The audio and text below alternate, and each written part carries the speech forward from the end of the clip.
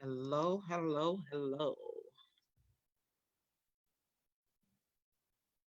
Hello, everyone.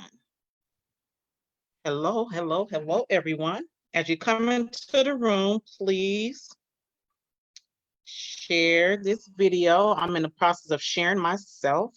Hello, everybody. Let's see. Let me share. Come on. Tonight's going to be amazing, amazing, amazing. Let's see. Come on in the room. Share, share, share. I'm sitting up here trying to share and it's acting up on me. I mean, my goodness. Oh, man. Yes, come on in the room. Hello, everybody. I see everybody chiming in. This is great. I'm so excited. Okay, let's see. It doesn't want me to. Okay, let me try something else. Hello, good evening, everyone. Good evening, good evening, good evening. Come on in the room. Come on in the room. I need you guys to share, share, share. I'm thinking about a giveaway at the end of this interview. So if you guys want to participate, stay until the end of the interview. Yes, stay until the end of the interview. And I don't know why it's not allowing me to share. I'm the host and I can't even share it on my own page. Rachel, can you share this for me? Rachel, can you share this for me on the Alopecia Support Group page, please? Because it's not allowing me to share. So Rachel, if you can do that, that would be amazing. Hello, hello, everyone. Welcome, welcome, welcome. I am so excited.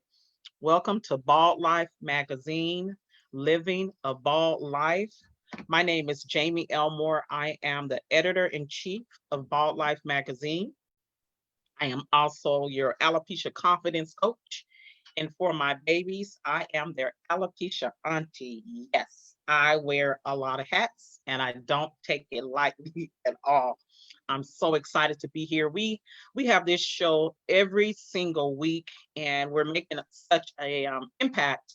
We have been interviewing people sometimes 2 and 3 times a week. That kind of wears me out a little bit. So I had to kind of pump my brakes a little bit, back it up, and just commit to once a week. So I'm just honored to be here. But let me tell you guys a little bit about Bald Life Magazine and our platform. Of course, we have a magazine. Would love for you guys to check that out, Bald Life Magazine at baldlifemagazine.com. And then this platform, what is the purpose for our platform? The purpose for Bald Life Magazine is for people that are dealing with hair loss due to alopecia, cancer, medically induced, or simply by choice. This platform is for them to share their stories, to stand in their truth, and to unapologetically rock their crown. We are the only platform out there. Actually, we're the only magazine on the market that I know of. So we have created history. So please hurry up and purchase a magazine so you can be part of history. So when we blow up, you'll be like, I was the first one that got one in the magazines. So go ahead and get your copy of balllifemagazine.com. But we are one of the only platforms that surrounds and supports and gives our hair loss community the opportunity to share their stories. A lot of people, they see people that look like myself and my guest, Gabe, and they don't understand what's going on with them. So let me just give you guys a little bit more context and then we're just gonna jump right in here. But I want you guys to keep on sharing, keep on sharing. I wanna pack the room out with people that need to hear Gabe's story. So what is alopecia? Alopecia is a autoimmune disease. It's where your immune system attacks your hair follicle and causes your hair to fall out. Basically, my immune system can't recognize my hair. My hair is like a foreign invader to my body, and so my hair falls out. Alopecia is so It's such a interesting roller coaster ride. There are 6.8 million people in the US, 147 million people worldwide that have this disease. It's not contagious. Okay, so you don't have to worry about standing next to us or breathing the same air that we breathe. If you're going to catch it, you're not going to catch it. But alopecia doesn't discriminate. So, what I mean by that is it doesn't matter the color of your skin, what you look like, male, female, child, stripe, polka dot, it don't matter. It can happen to you. It just shows up. Alopecia is rude. It don't have no manners. It wasn't raised right. Okay, no manners at all. It just shows up out of nowhere, and it can just traumatize you and just rock your world. So tonight I have an amazing guest. I have my brother, my friend, my alopecia brother that's here tonight to share his story. And I don't take it lightly because, I usually interview women, but to have a man on my platform and my brother, I mean, I'm just so, so honored. So, Gabe, how are you doing tonight? I'm doing well. I'm doing well. Thank you so much. I'm honored to be here. I'm excited to share my story, and I can't wait to get started. Awesome, awesome. So, we're going to jump right in. Can you tell our audience about how old were you when you first noticed your hair falling out? So I was about 7 or 8, and I was in, I want to say, around third grade. And I'm not even sure if I noticed or my parents did, but back then I just remember us going to the dermatologist and them giving that diagnosis of me having alopecia. So when you got that diagnosis, what how did that affect your family? I mean, how did you guys have a conversation about that? So I think at that time it was more so, you hear that you have this incurable disease, and there's some treatment options. So I think in order to try to give me the most normal life possible, we started the treatments right away. First, it was oils and stuff like that for the scalp, and then it was the topical steroid, and then it was the steroid injections. I know about those injections. Those are very uncomfortable. So are you open to, because I know people are wondering, they say, well, he looks like he has a lot of hair because they can kind of see you from the front. Are you comfortable with showing the audience kind of what it looks like? Can you like hold your head down and show And everybody? changed quite a lot over the years. So there's pretty much like no hair in the back now, if you Mhm. can see. And it doesn't just affect my scalp. I have alopecia areata, so it's patches in different places. I have hair missing on certain spots of my arms, but I'm not that hairy, so you can't really tell.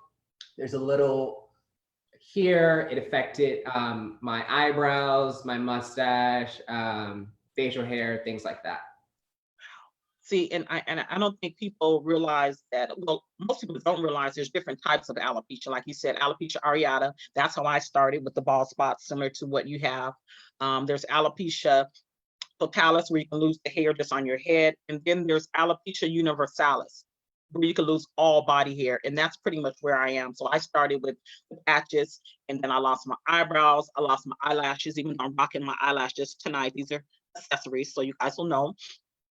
I lost my nose hairs, so you might notice that I may have to wipe my nose, but I lost pretty much all the hair on my body. But it's so it's such a roller coaster ride because you just don't know where your hair is going to fall out again. I mean, you just don't know. So talk to me and talk to us about when you looked in the mirror for that first time and really realized what was going on. When you looked in your mirror, you just like, I got bald patches. Talk to us about how you were able to kind of process that. So honestly, I don't think I did. Honestly, Mm, I think I was caught up in a whirlwind of doctor's appointments. I'm still in school at this time, and I'm in third grade, so I've been in that school for a couple of years now. I have a core group of friends, and we hang out. But slowly I was losing more hair. And I do think at one point I was completely bald on top.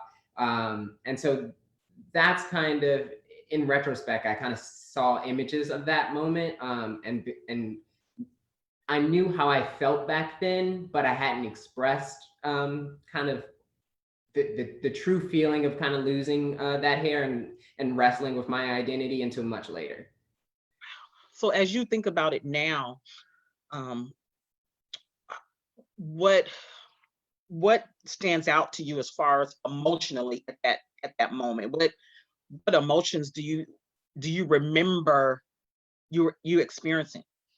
So one of the first kind of memories that I really have about it is playing on the playground when I was in elementary school, and it kind of got to a point where I loved running, and I would be taking off as fast as I can. You just have this feeling of like freedom. You just kind of feel weightless, and so I was just running as fast as I could, and unfortunately, I also had asthma, so I had to stop Oh, stop running. And when I stopped running, I could hear a group of kids, and they were just like yelling out like C spot run, and having their own little giggle and laugh. And I remember that feeling, that like rush, that heat that I felt in my cheeks, and um, kind of just took off again, and set that aside. But I think I picked it up in different moments of dealing with my classmates and things like that. so was it challenging as far as your friendships, developing friendships, and it's kind of twofold question.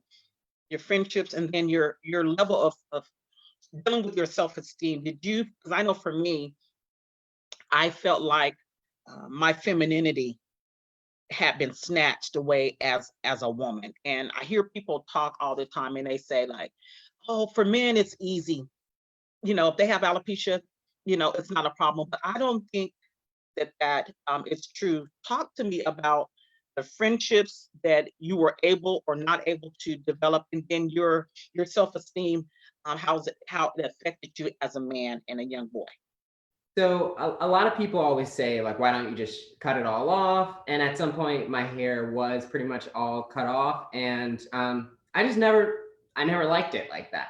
And I knew I didn't like it like that at a young age. And I remember telling my mom that as well. I just did not like my hair cut. So I didn't really focus on kind of how I felt in certain situations. It was tough to be in class or on the playground and hear those kind of things. But at a really young age, I think I was kind of drawn to the idea, treat everyone like you wanted to be treated.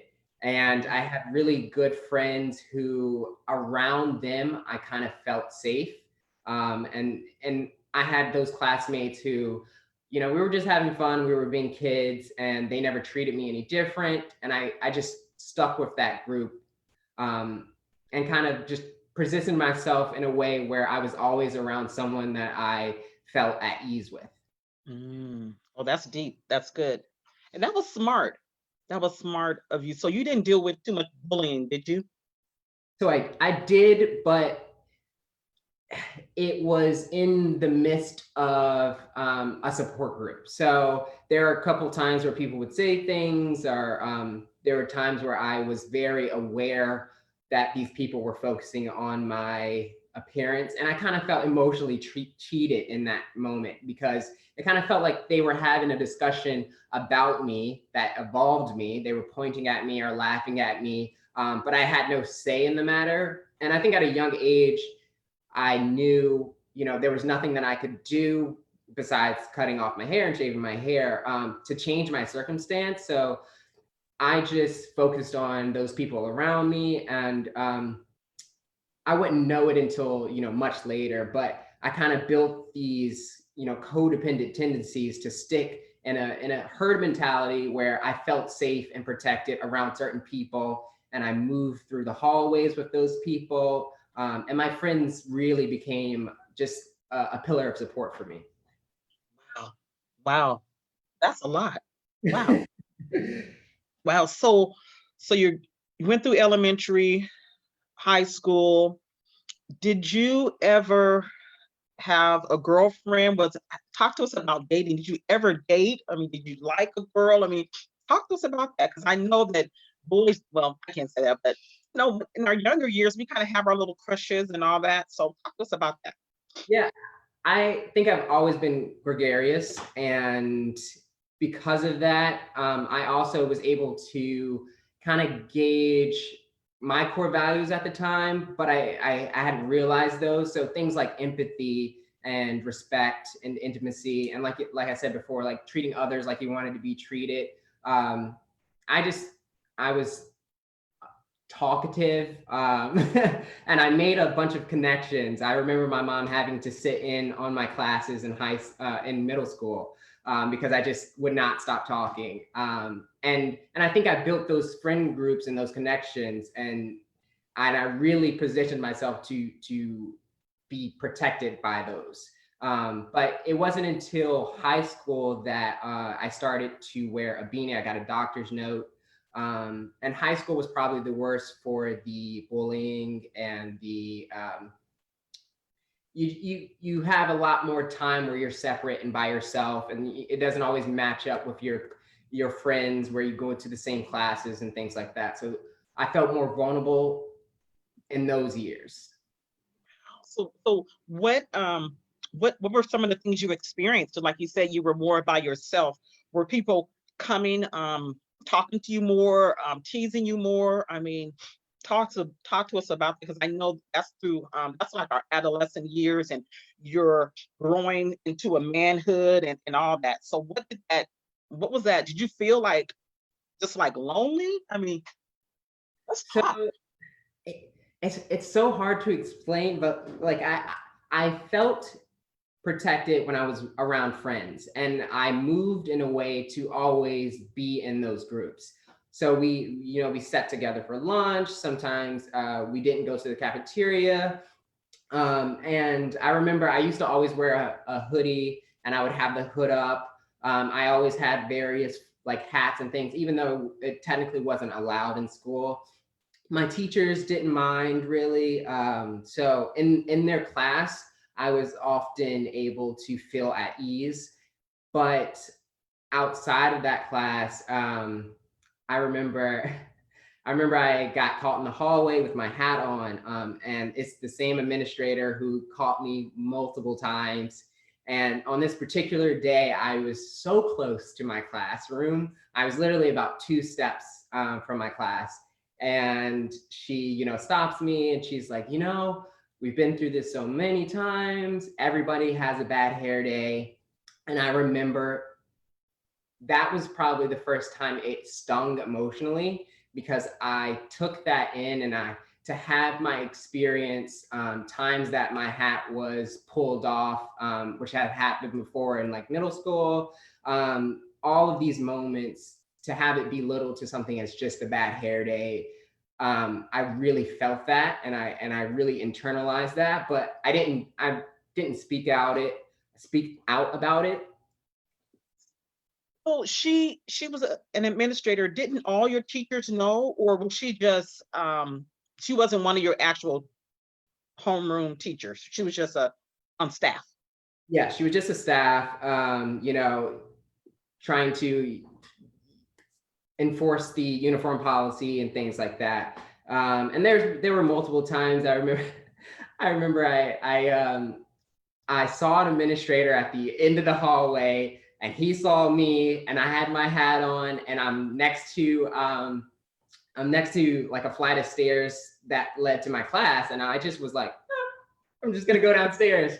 And later that day, and this is a shout out to my friends, because sometimes they would tell me if an administrator was there, Oh like, wow.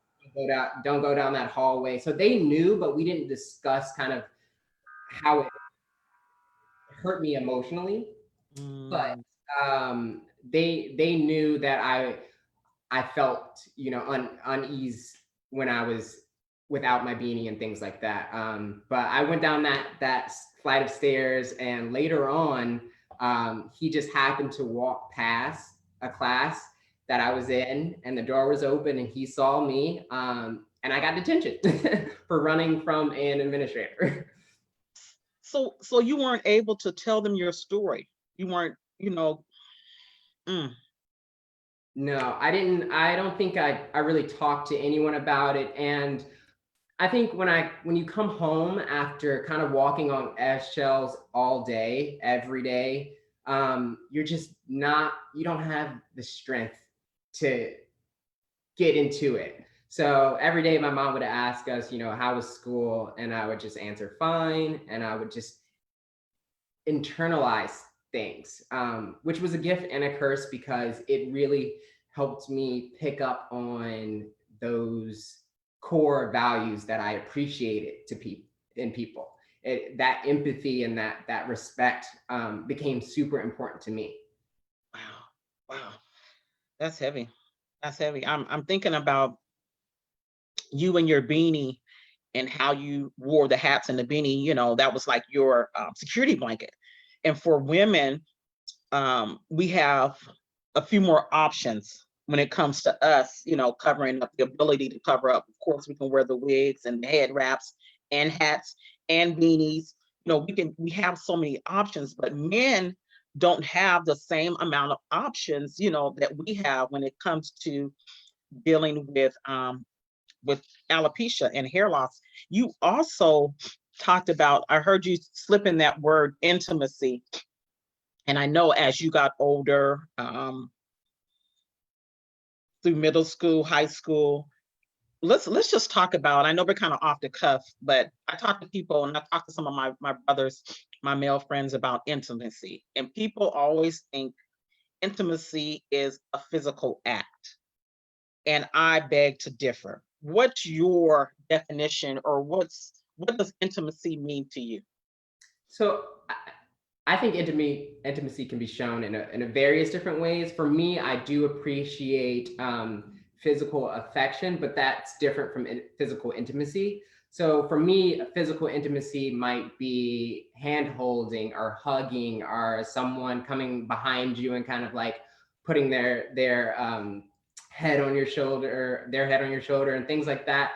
Just moments that make you feel really seen and heard, because I think a lot of the time I was repressing that voice that I had and not talking about the things that affected me. So those moments where I really feel seen and I'm really comfortable, those moments become intimate. I have a group of friends who I can take off my beanie with, who I begin to feel more comfortable with, and sitting just in that small space where I just feel respected, and I see people engage with me in a way that they engage with me and they don't engage with the alopecia. I think uh, Mm, those become intimate moments as well. that's deep. That's good. That's good. And you make me think about having a voice and how important it is, because when you think about the things and challenges of life, and when you feel like your mouth is muzzled, or you can't express what you're going through, what did it feel like, those moments when you didn't feel like you had a voice when it came to your alopecia journey? How did you deal with that? So it took me a long time to.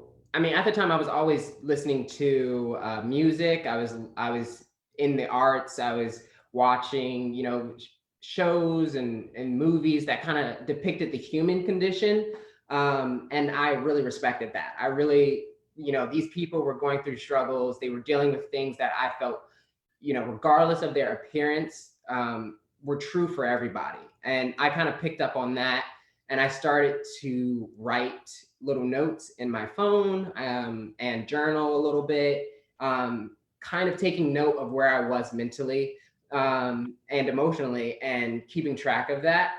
Mhm. Uh, and it would be a long time after that I started to go to therapy, and I started to have just really open and honest conversations with my core group of friends that I was around. And I think those have helped me to kind of open up slowly, bit by bit, and express myself and find myself in those conversations. Wow, that is so good. And I know sometimes for men, their the ability to talk about their emotions and how they feel is a challenge. But listening to you, it sounds like you kind of created you pushed, you know what I mean? You did what you had to do to get the healing that you are on right now. I think it's a our alopecia journey is continual. You know what I mean? It's you're always healing. There's always a areas that you can improve. So where would you say you are today when it comes to your emotional wellness or your mental health concerning alopecia? So for a long time, I think when I'm emotional, I'm okay with Okay, it. that's good. I love to feel deeply. When I tell people, when they ask me what kind of music I listen to, I'm always like, I just have to feel Hmm. it. Hmm. Feel it. But I didn't have an understanding of what I was searching for with those feelings and who I was in a way where I was constantly focusing on how other people would address me with alopecia, that I hadn't focused on how I was going to address myself with alopecia. So I'm kind of in therapy and we're talking about that. And I ended up going to the National Alopecia Conference. And I there was just so much peace and freedom there Wow. that it was life changing. So I kind of come back from that and I'm with my therapist and I'm like, that is what I want more of. Like everybody was just so free and happy and we just danced and we talked and everyone had that understanding. I was like, that is what I want, more of that.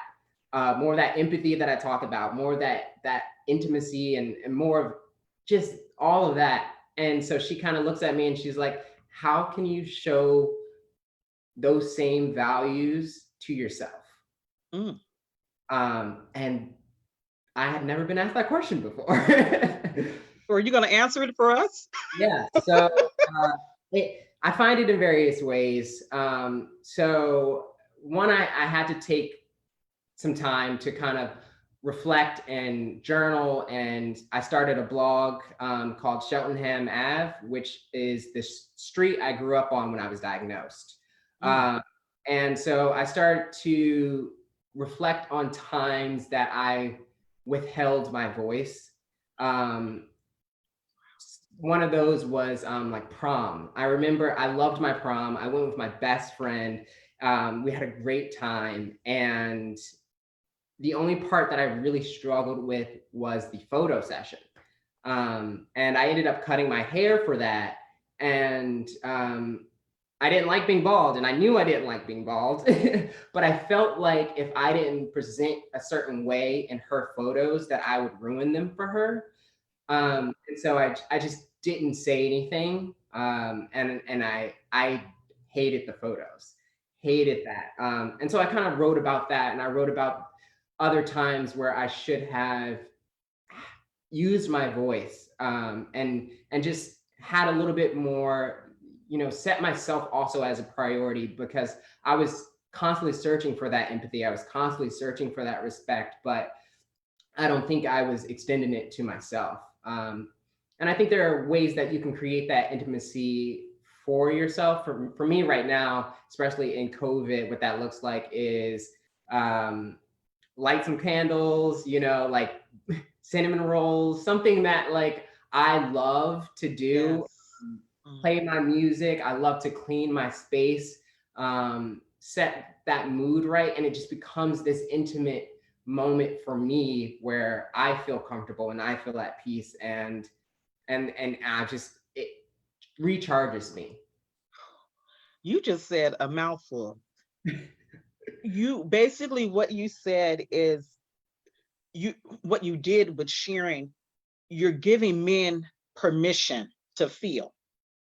You know what I mean? You're giving men permission to have a voice because most of the time men don't feel. And I think before you can heal, you gotta feel.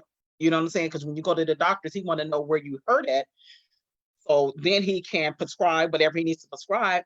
but you have to feel before you heal. And so you sharing all that, I mean, all those examples of self-love, self-care, cleaning your space, candles, I mean, music. A lot of men don't talk about what self-care looks like for them. And you just shared that. That was just like, I a lot of my own growth, I think, revolved a lot around music, especially like R&B and just things where you're gonna learn some things with listening to R&B songs, and people speak it so eloquently. You can just hear a lyric that speaks to you, and you it kind of takes you aback. And for me, as someone who I was always in my feelings, I was like, what is it about that feeling? What is it about that line that someone said? Maybe it's a poem or a book I read, but they say something, and I'm just like, that feels like, it feels like I'm being heard. It feels like I'm being seen. And I, like I said, during this process of reflection, kind of took note of those things and said, how can I apply those to myself? you are amazing. Oh my gosh. I love this. This is so yummy. Like I say, this is so yummy. I absolutely love this. Thank you so much for just sharing and being so vulnerable and transparent, tonight. I don't take that lightly, but I wanted to ask you, how many are there anyone else in your family that's dealing, you don't have to go into names or anything like that, but that's dealing with alopecia? And if they are, how did that affect you, knowing that you weren't alone in the process? And then two, were you able to have a conversation with them about your journey as well? So my older brother actually got alopecia after me, and so we were in school together. We're only like a year apart. So I kind of followed in his footsteps throughout school, and I just remember I looked at him, and he just seemed so unbothered because he didn't talk about it. And so I always looked at him being like, oh man, I wish I was that unbothered. But secretly, I would get home and I would be so like caught in my thoughts. I would just, you know, worried about whether something would have happened or did happen, and what I wish would have happened and what I wish I would have said. And I just kind of lived in this thought of, you know what, it's going to be better when I am out of middle school. And then it'll be better when I'm out of high school. And then it's like, it'll be better when I'm out of college. But I had never truly addressed what it was, this better I was looking for, um, until recently. Whew. So it sounds like you and your brother really never had a conversation about your alopecia journey. He kind of, it sounds like he was just more numb, or like you said, just unbothered Yeah, with. he moved his own way, and I respected that. And I think, there is no one size fits all for alopecia. Exactly. I agree. And so seeing him move how he moved, I was like, wow. I hope to have that level of confidence. I don't know if it was confidence or what it was, but to me, I was like, I hope to get there one day. Mm, wow. So how did you find support during your alopecia journey? What did that look like? So a big part of that was, like I said, the friends around me.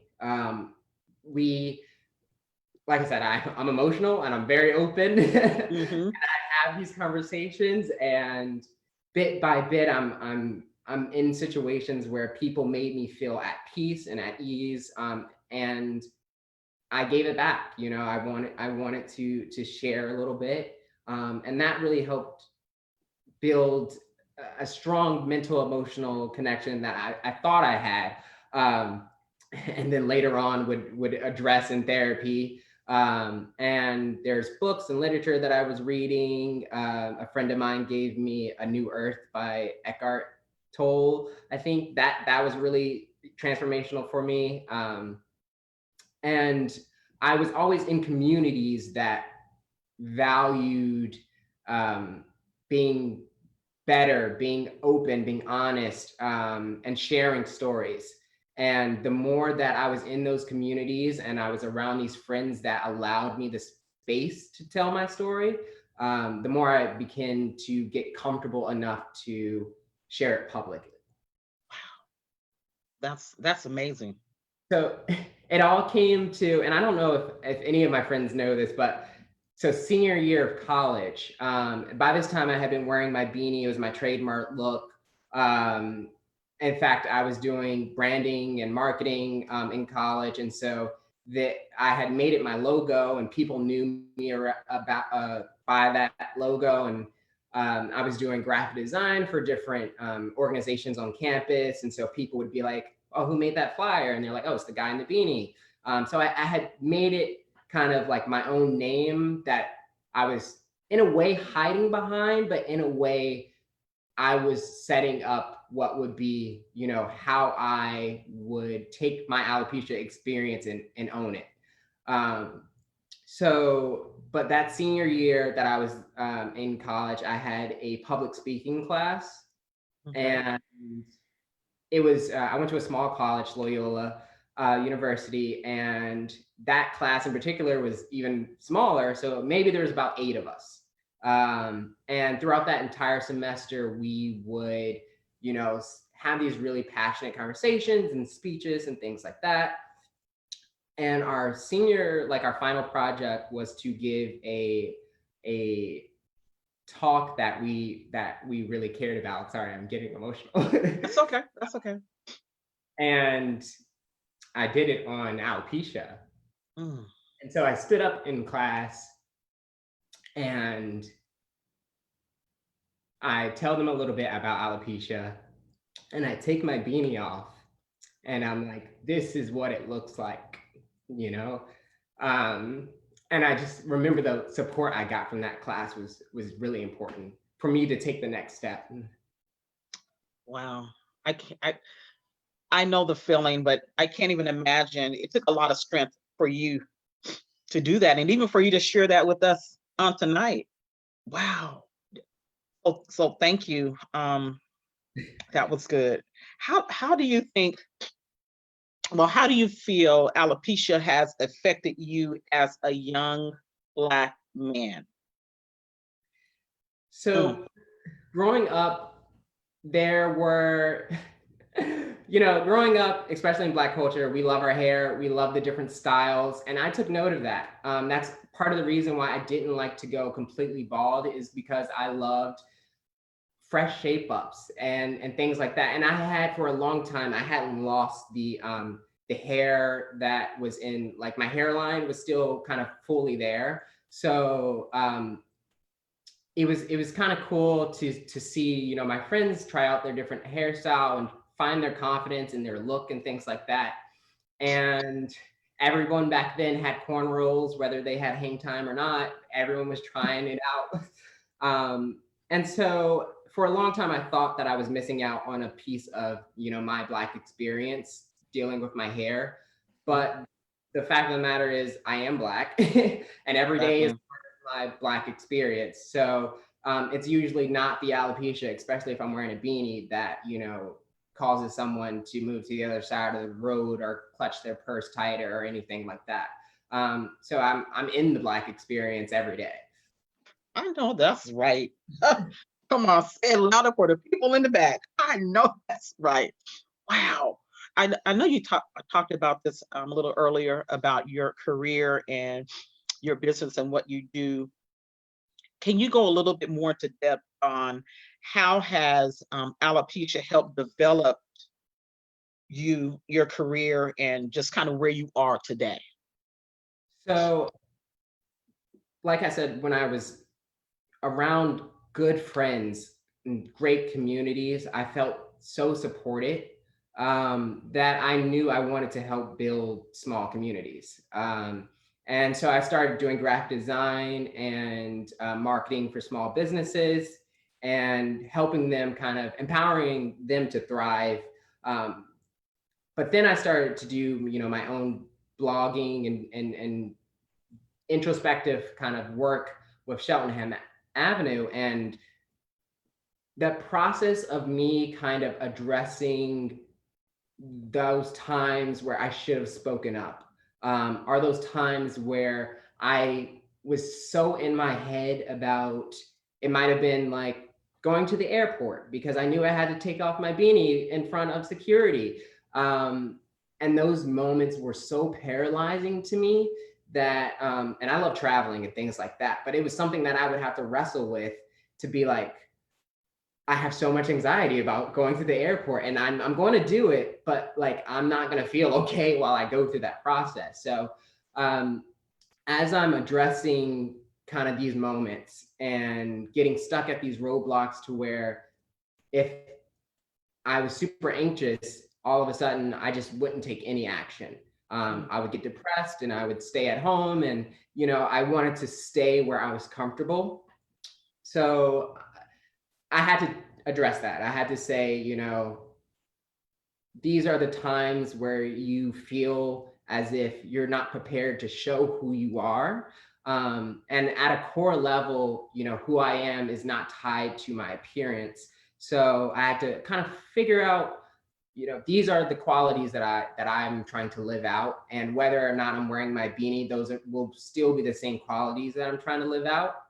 In the process of addressing that, constantly seeing what those roadblocks are, constantly, reflecting on my experience and saying, okay, I felt this way, but can I accept what is in the moment and move past it? And what does that look like?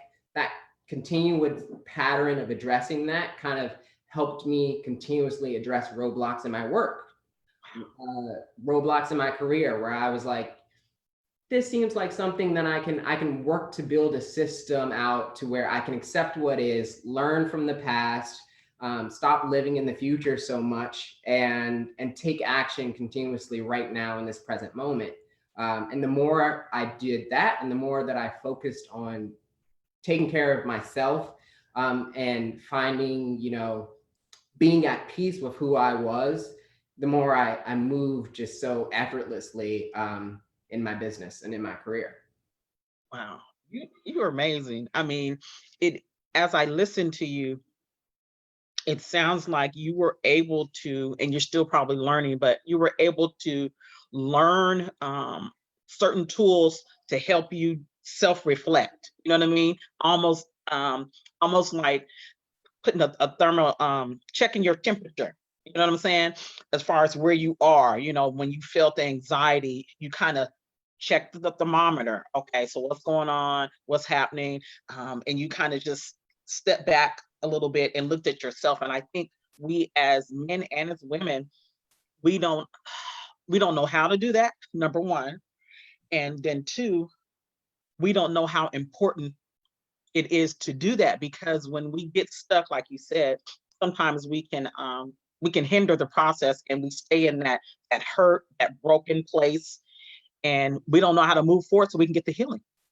So, and I feel like when you're stuck in that place, you really don't have any kind of clarity on how to move forward. In fact, you kind of lose sight of what was the goal in the first place. What did I want to do? How did I want to live? And I feel like for so long, living with alopecia, I was kind of thinking, okay, how do I want to live when I'm done with this? How free will I be when, in the future, when I'm good with this? And I spent so long thinking about that I hadn't even addressed, well, how do I want to live right now in this present moment? Who do I want to be today? And that kind of process of addressing those roadblocks and then moving to move past them consistently with effort and consistency, that kind of put me in a mode of peace. And it's amazing what you can do when you're at peace with yourself. It's amazing when you don't let anybody else kind of hinder your growth, how free will you move, how bold you move. And if somebody's got something to say, you kind of look at them and say, you know what, worry about yourself. Okay. You're doing, I'm doing what's best for me. And it took me so long to make that a priority. I'm doing what's best for me. And the more I focused on doing what's best for me, the more I started to see success attracted to me. I didn't even have to search for it. Wow. And that probably helped you with your healing process as well. Yeah, I mean, so I started the blog Cheltenham Ave in February. It was kind of like I was going to launch it around Valentine's Day. I was like, you know what? I am going to spend this year working as hard as I can to address the things that have kept me from moving forward. And I'm going to share it. And the more I started to share, I started an Instagram about it. The more I started to share, the more people were like, you are so empowering. Like, I need more of this. And I try to teach that same method of addressing, where am I stuck in my anxiety when I don't, move, or if I'm depressed and I don't want to get out of bed, how can I set up my room in a way that, I leave my phone over there. I have to get up to go get it. Hmm. And taking these steps that work specifically for you, to move in your space and inspire you to kind of get up and do the work that you need to do. You just dropping some gems tonight. This is this is so good. This is so good. Wow. What man, I can almost, you know how you eat something good and you just want to marinate on it for a moment. You just kind of like, you don't even want to chew it and swallow. You just kind of want to leave it in your mouth just so you can just get all the taste and all the seasonings. That's what's happening tonight. I mean, you're dropping so much. I'm like, just want to marinate and just hold it for a moment just so I can just remember how I felt as you've been sharing tonight. So this is so good. So let me ask you, what advice would you give your younger self, knowing what you know now about your alopecia journey, where you are, and all the above, all your experiences? What advice would you give your younger self?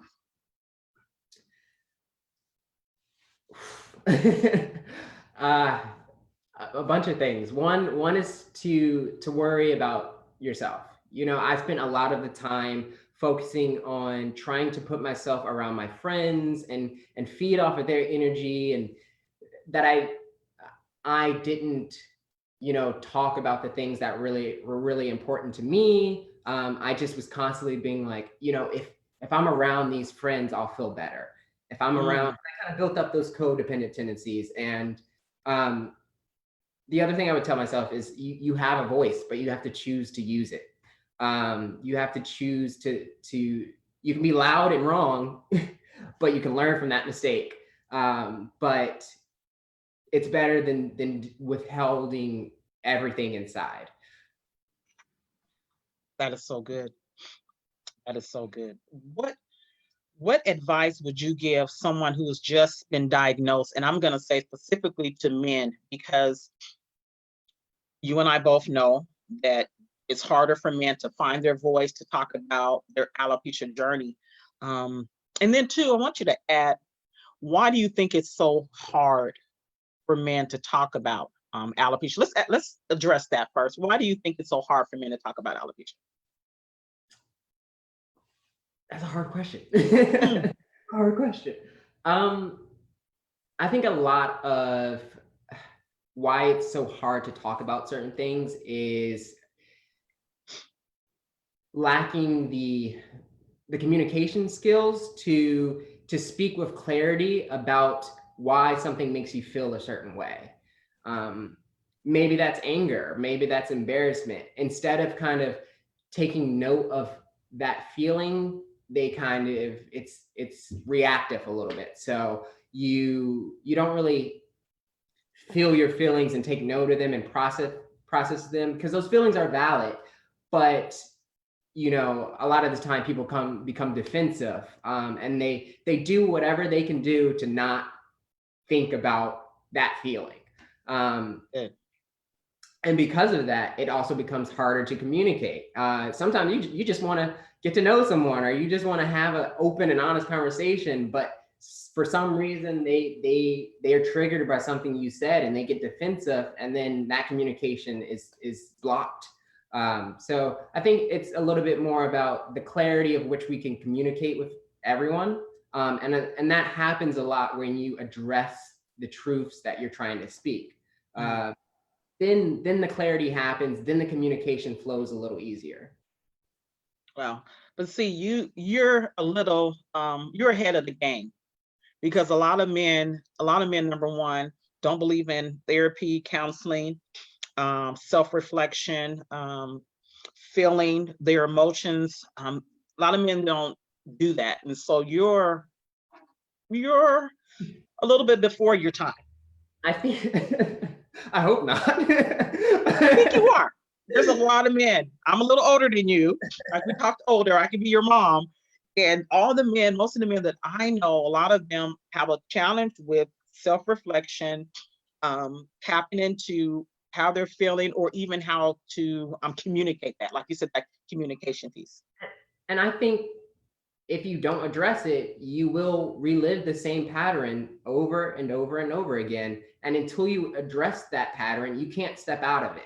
It's like people who, a lot of people, they're like, I don't want to do this thing anymore. This is always so, I'm always so drained when I do this. And you're like, why don't you stop doing it? And they're like, oh, no. I haven't, they haven't even explored another option yet. And that's part of what I blog about on Cheltenham, is exploring alternatives.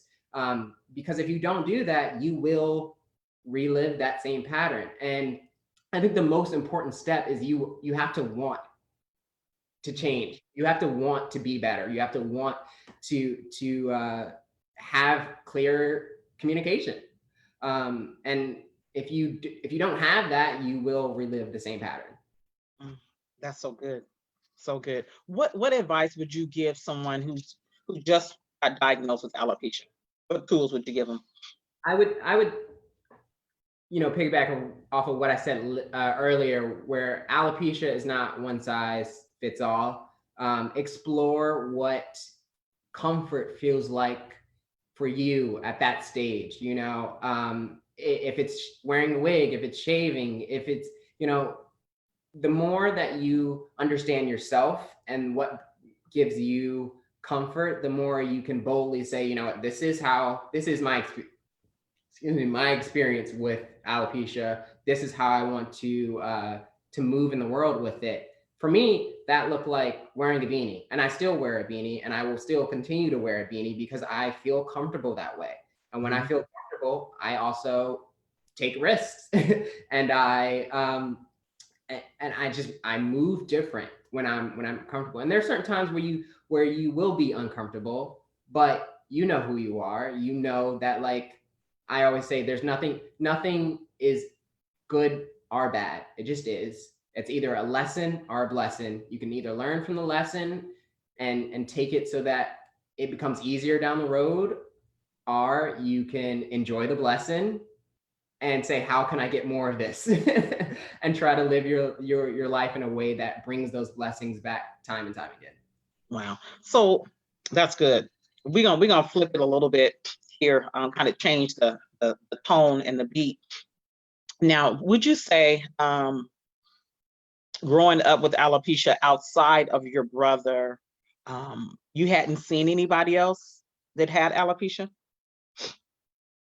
I don't think so. I don't think I was, I want to say here and there, maybe. I do think they were probably, they were women and they were wearing wigs. And I remember I think it was at a church that I went to, and church played a big part of why I decided to reflect on myself, because for a long time, everyone wants to, say, just pray about it, things will get better.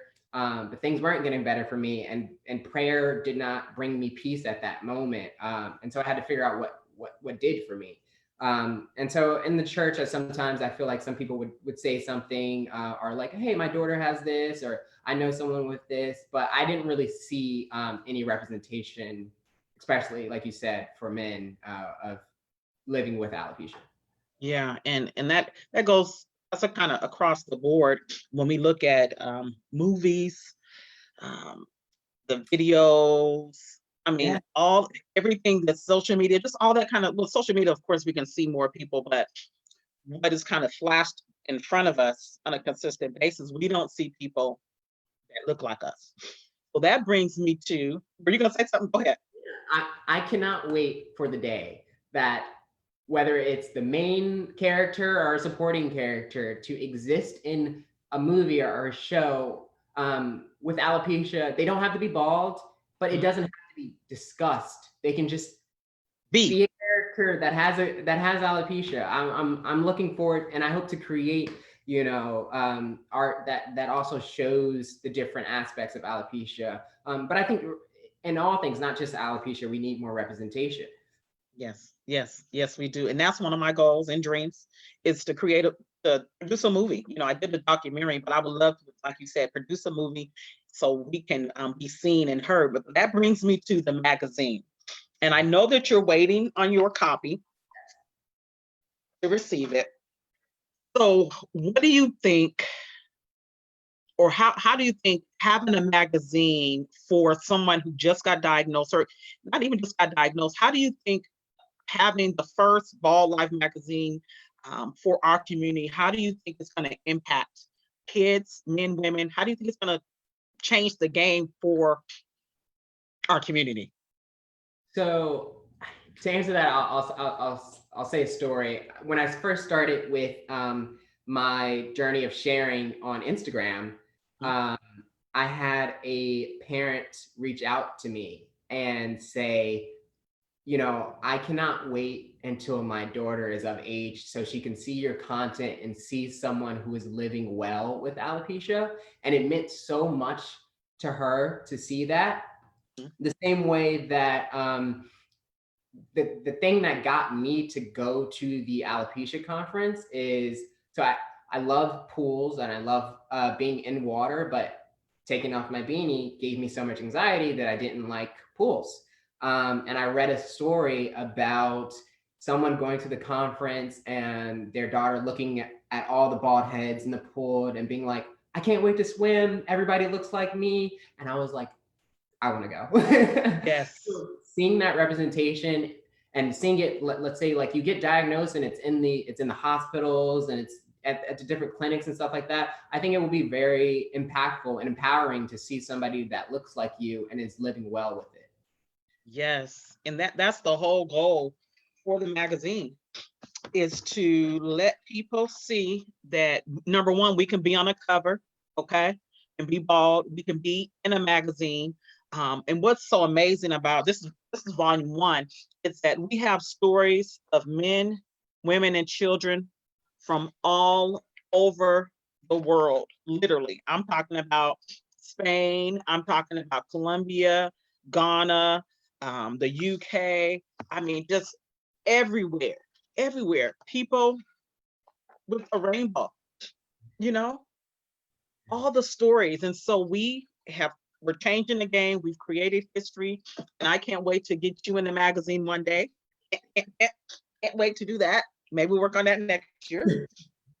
But just to be able to see someone else that looks like you, and like you said, it just gives you just a sense of peace. You realize, I'm the only person that is living with this condition, with this disease. But I want to thank you for sharing tonight and for coming on and sharing your story. Did you have any last words that you would like to share tonight? Uh, I'm part of a Discord chat that is full of people with alopecia, individuals with alopecia. And just today we were just talking about like it's just so nice to have a place to go to talk to someone. And that's the same community that I'm trying to build with Cheltenham Ave. And not just about alopecia, but also about mental health and emotional awareness and things like that. I think it's important. And I hope to be a voice in that community. It's why I'm here on this show today. I hope to empower other people because I know how it feels to see yourself and just hope like maybe in the future it will be better. But you can take steps now to really enjoy who you are and kind of thrive in your skin. And that is important to see. Yes, yes. And I'm going to ask you to do me a favor when we chime off of here. I would love for you to go to the comment sections in the interview and put your all your links. However, people can follow you on Instagram, your blog, everything that you have going on, just light it up in the comment section because I want people to support you. And I hope that this is not I hope this is the beginning of something that you and I will be able to work together. We can collaborate somehow. I don't know how, but go ahead. You It's only getting started. I agree. So next year I'm launching a clothing brand, and that pairs with the website. That I'm starting with a beanie, of course. That says "Worry about yourself" on the beanie and the clothes. And yes, we should also take care of ourselves. Some people worry a little bit too much about themselves, but it's also for those people who have addressed you with their own ignorance and their own opinion about how you should look and how you should move through this world. You just kind of worry about yourself. I love it. I cannot wait to support you in that. And hopefully, when you get ready to launch, I would love to have you back on for you to talk about it, and we can help push, behind you and stand with you while you're helping other people. And so, again, thank you so much tonight, Gabe, for sharing your story. I want to thank everybody for joining us, and I encourage everybody to go to balllifemagazine.com and purchase either volume 2 or volume 1 or both. It's a perfect birthday, Christmas present. Buy it for somebody else that may be dealing with hair loss. So again, thank you guys for joining us. And Gabe, thank you. I will see you, I'm sure, around in social media land, Facebook land, Instagram, and all of that. Anything that I can do or support you, please reach out to me and let me know. And again, thank you so much for sharing your story. A pleasure. I don't take it lightly at all. So everyone have a good night and share this video so someone else can hear Gabe's story. So you guys will see you next week, next Saturday, not next Friday, because next Friday is Christmas. So we'll see you guys next week. So thanks, Gabe. Have a good one. Bye, everybody.